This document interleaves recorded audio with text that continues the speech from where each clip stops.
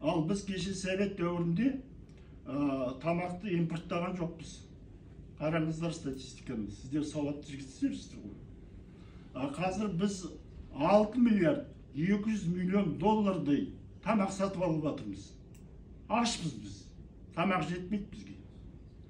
Біздің жеріміз, мына территориямыз 2,7 миллион километр квадрат қаңырап бос қалып қазір. Адам тұрмайтын жер өңірге айналып кетті. Бәрін құртты. Сендердің ойларың сол жағы болса рыноктың ағайында все басқа дым білмейсіңдер. Бәрін қою керек. Бізге қазақтың халқы керек. Қазақтың халқы қазір 38% ауылда тұрады. Ауылдағы жұмыссыз орын сіздердің әлі 500 мың жұмыс істегендеріңіз өтірік. Миллиондап саналады. Біз күнде барып жүрміз ауылға. Соны неге ойламайсыңдар? Нарықтық экономикада ауыл шаруашылығының көтерілуіне тек қана ақша көмектеседі. Ақшаны аямау керек. Бюджеттен келе ме, ол басқадан келе ме, мейлі басқа бюджет құрып кетсін. Бірақ сол ауылға жандарың ашса, соған жаңағы ақшаның бетін бұру керек. Енді тағы да статистиканы айтайын.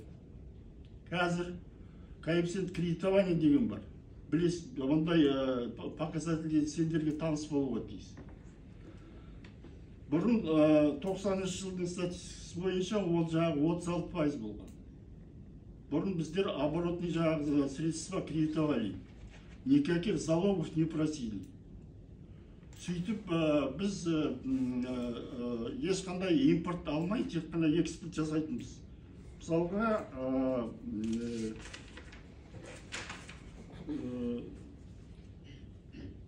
227 мың тонна біз экспортқа жаңағы ет шығаратынбыз.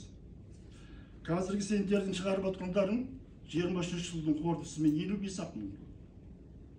Оның өзі мынау мұсылман елдері айтқа қарсы біздің қойларымызды самолетпен алып кетіп жатыр өздері. Басқа дым беріп жатқан жоқсыңдар.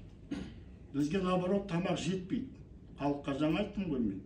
6200 миллиард долларға біз басқа экономикаға ақша салып жатырмыз. Соны неге есептемейсіңдер? Сол 6-7 миллиард долларды ауыл шаруашылығына біз неге бермейміз? Соны қалай бұру керек? Соған міне бас қатыру керек. Ол банктың кредиті бола ма, ол бюджет бола ма, ол межбанковский рынок бола ма, ол международный банковский рынок дегендер бар. Бізде міне фондовый рыноктар бір емес екеуі тұр ғой. Неге содан біз ақша іздемейміз? Соның механизмдерін неге жасамаймыз? Біз сол жаңағы тағы да депозит жөнінде айтып жатсыңдар.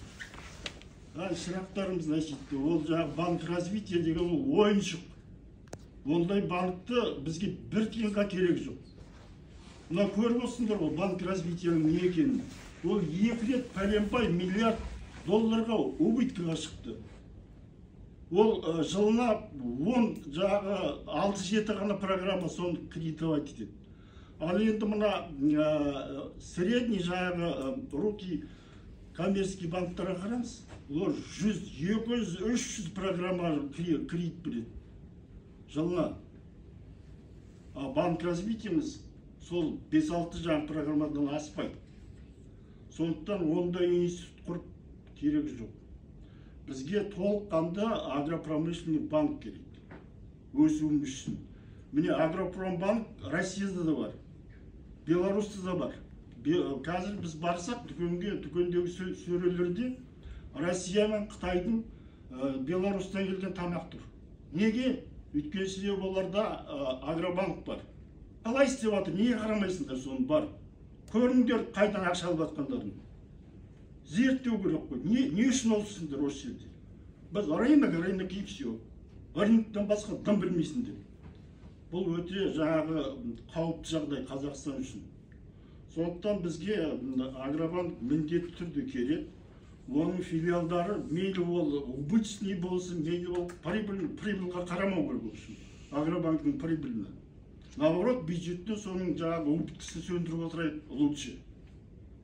Ал мынау қазіргі беріп жатқан субсидия бюджеттен көлемі жаңағы 1,5 миллиард доллардай жыл сайын. Оның 50% чиновниктердің қалтасына кетіп жатыр. Жетпейді ана фермерлерге. Кеше біздің президент айтқан жоқ па? 2 миллион гектар өтірік егін салынды деп жасалынады. Ол жаңағы осы чиновниктердің қалтасына кететін жаңағы жалған ақпаратпенен сол жаңа бюджеттен өліп алып берілген ақшаны соның 40-50% солардың қалтасына кетіп жатыр. Көрдіңіздер ме міне не істеп отқанымызды? Біз оны сіздер халық білмейді деп ойлайсыздар ма? Халықпен санасу керек. Халық әрқашанда дана, любой мемлекеттік биліктен ақылды халық и сауатты. Сондықтан не үшін керек бізге банк жүйесі? Халық үшін керек. Билік не үшін керек? Халық үшін керек. Міне соған басқа тұру керек.